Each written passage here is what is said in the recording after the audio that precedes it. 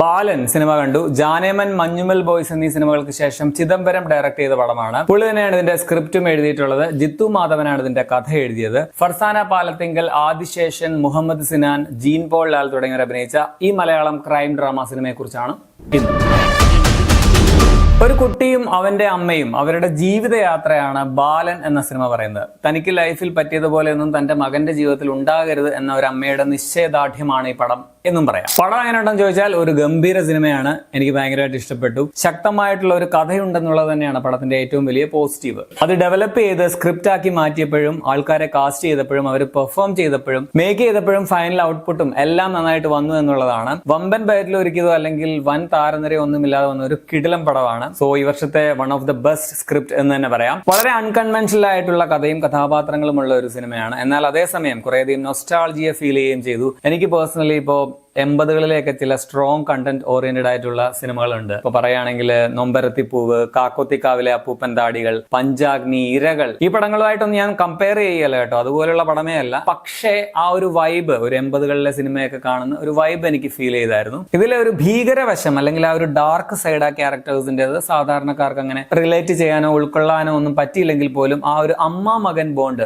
ഏതൊരു വ്യക്തിക്കും റിലേറ്റബിൾ ആണ്. ഒരു കുട്ടിയെ സംബന്ധിച്ചിടത്തോളം അവന് ഏറ്റവും കരുത്ത് തരുന്ന അല്ലെങ്കിൽ കോൺഫിഡൻസ് തരുന്ന ഒരു വാചകമാണ് അമ്മ വരും എന്നുള്ളത്. കുട്ടികൾക്ക് മാത്രമല്ല കേട്ടോ, വലിയ കുട്ടികൾക്കും, പ്രത്യേകിച്ചും ഭൂരിഭാഗം വരുന്ന ആൺകുട്ടികൾക്കും അവരുടെ അമ്മയാണ് ഏറ്റവും വലിയ സ്ട്രെങ്ത് എന്ന് പറയാം. അത് അടിവരയിടുന്ന ഒരു കഥയാണ് ഇതിനുള്ളത്. ഞാൻ പേഴ്സണലി ഒരു അമ്മക്കുട്ടിയായിരുന്നു. അതുകൊണ്ട് തന്നെ എനിക്ക് നന്നായിട്ട് അറിയാം, എനിക്ക് നന്നായിട്ട് റിലേറ്റ് ചെയ്യാൻ പറ്റുകയും ചെയ്തു. നന്നായിട്ട് എഴുതിയ ക്യാരക്ടേഴ്സ്, ആകാംക്ഷ നിലനിർത്തിക്കൊണ്ടുള്ള കഥയുടെ പോക്ക്, നല്ലൊരു ഇന്റർവെൽ ബ്ലോക്ക്, സാറ്റിസ്ഫൈങ് ആയിട്ടുള്ള ഒരു ക്ലൈമാക്സ്, ഒപ്പം നല്ല മേക്കിംഗ് ആണ് പടത്തിന്. നല്ല ടെക്നിക്കൽ ക്വാളിറ്റി ഉണ്ട്. കാസ്റ്റിംഗ് ആണെങ്കിലും പെർഫെക്റ്റ് ആണ്. അഭിനയിച്ച എല്ലാവരുടെയും ഗംഭീര പെർഫോമൻസ് ആണ് ഈ പടത്തിന്റെ മറ്റൊരു വലിയ പോസിറ്റീവ്. ടൈറ്റിൽ ക്യാരക്ടറിൽ വരുന്ന ആദിശേഷൻ എന്ന ബാലതാരത്തിന്റെ പെർഫോമൻസ് അതിഗംഭീരമാണ്. ഒപ്പം തന്നെ അമ്മയായിട്ട് വന്ന ഫർസാന പാലത്തിങ്കൽ ഈ വർഷത്തെ ഏറ്റവും ശക്തമായിട്ടുള്ള സ്ത്രീ കഥാപാത്രങ്ങളിൽ ഒന്നാണ്. കിടിലം പെർഫോമൻസുമാണ്. ഇനി മിക്കവാറും മലയാള സിനിമയിൽ ഒരു പ്രമുഖ നടിയായിട്ട് മാറാനുള്ള എല്ലാ സാധ്യതയും പുള്ളിക്കാരിക്കുണ്ട്. ഈ വർഷം ഇവർ രണ്ടുപേരും കൂടി കുറച്ച് അവാർഡ് തൂക്കുമെന്നാണ് ഞാൻ വിചാരിക്കുന്നത്. സോ രണ്ടുപേരും പൊളി. അതുപോലെ തന്നെ ഒരു അമ്മൂമ്മയുടെ ക്യാരക്ടർ ഇതിനകത്ത് വരുന്നുണ്ട്. ഭയങ്കര ഇൻട്രസ്റ്റിംഗ് ആയിരുന്നു. എനിക്ക് പേര് പുള്ളിക്കാരുടെ അറിയില്ല,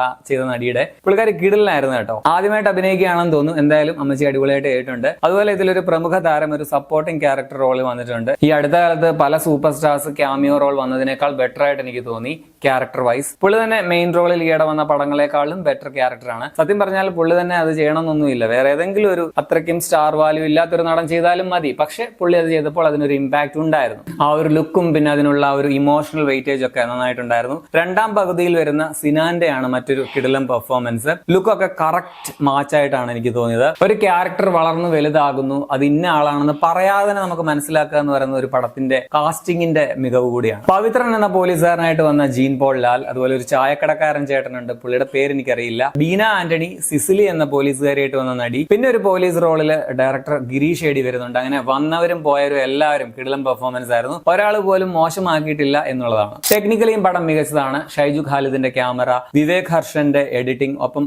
ആർട്ട് ഡിപ്പാർട്ട്മെന്റും എടുത്ത് തന്നെ പറയണം. പിന്നെ സുഷിൻ ശ്യാമിന്റെ മ്യൂസിക്കും. അങ്ങനെ അടിച്ചുപൊളി പാട്ടുകളൊന്നുമല്ല. ഈ പടത്തിന്റെ ആ ഒരു മൂഡിന് ചേരുന്ന വിധത്തിലുള്ള മ്യൂസിക്കും സ്കോറും ഒക്കെയാണ് ഒരുക്കിയിട്ടുള്ളത്. ഒരു ക്ലാസി സ്റ്റൈലായിട്ടാണ് എനിക്ക് തോന്നിയത്. കാസ്റ്റിംഗ് ഡയറക്ടർ സംവിധായകന്റെ അനിയനും നടനുമായ ഗണപതിയാണ്. കഥ എഴുതിയത് ജിത്തു മാധവാണ്. സോ മൊത്തം ഇതിന്റെ പിന്നിൽ പ്രവർത്തിച്ചിരിക്കുന്ന എല്ലാം പ്രതിഭാധനരാണെന്ന് പറയാം. ആ ഒരു ടീം വർക്ക് അതിന്റെ ഒരു ഫൈനൽ ഔട്ട്പുട്ടിൽ കാണാനുണ്ട് എന്നുള്ളതാണ്. എനിക്ക് അങ്ങനെ പേഴ്സണലി പടത്തിൽ വലിയ നെഗറ്റീവ്സ് ഒന്നും ഫീൽ ചെയ്തില്ല. പടത്തിന്റെ ലെങ്ത് കുറച്ച് കൂടുതലാണ് എന്ന് തോന്നി. പക്ഷെ ഈ ഒരു സിനിമയുടെ മൊത്തം കഥ ഏറ്റവും ഇഫക്റ്റീവായിട്ട് പറയാൻ ഇത്രയും ടൈം എടുത്തുള്ളല്ലോ എന്നുള്ളതാണ്. കാരണം ഇതൊരു സീരീസ് ആക്കാനുള്ള അത്രയും കഥയുള്ള പോലെ തോന്നി. ആ ഒരു ദൈർഘ്യം ഒരുപാട് ആസ്വാദനത്തിനൊന്നും നമ്മളെ അതുകൊണ്ട് തന്നെ ബാധിക്കുന്നില്ല. പിന്നെ മെയിൻ ആയിട്ട് പേര് ഇതിന്റെ ബാലൻ എന്നാണെങ്കിലും ഇത് കുട്ടികൾക്കുള്ള ഒരു പടമല്ല എന്നുള്ളതാണ്. ഇതിൽ ക്രൈമുകളൊക്കെ ഉണ്ട്, കുറച്ച് മച്വേർഡ് തീമാണ്. അതും അതിലൊരു കുട്ടി കൂടി ഭാഗമാകുന്ന കഥ കൂടി ആയതുകൊണ്ട് കുട്ടികളെ സ്വാധീനിക്കാനുള്ള ഒരു സാധ്യത കൂടി ഉള്ള ഒരു പടമാണ്. സോ ഇത് കുട്ടികൾക്ക് കാണാൻ പറ്റിയ ഒരു പടമായിട്ട് എനിക്ക് തോന്നിയില്ല. അല്ലെങ്കിൽ അവർക്ക് പ്രോപ്പറായിട്ടുള്ള ഗൈഡൻസ് നൽകിയിട്ട് പടം കാണിക്കുക. മൊത്തത്തിൽ ഈ വർഷത്തെ മികച്ച മലയാളം സിനിമകളിൽ ഒന്നാണ് ബാലൻ. വളരെ ക്ലാസി ആയിട്ടുള്ള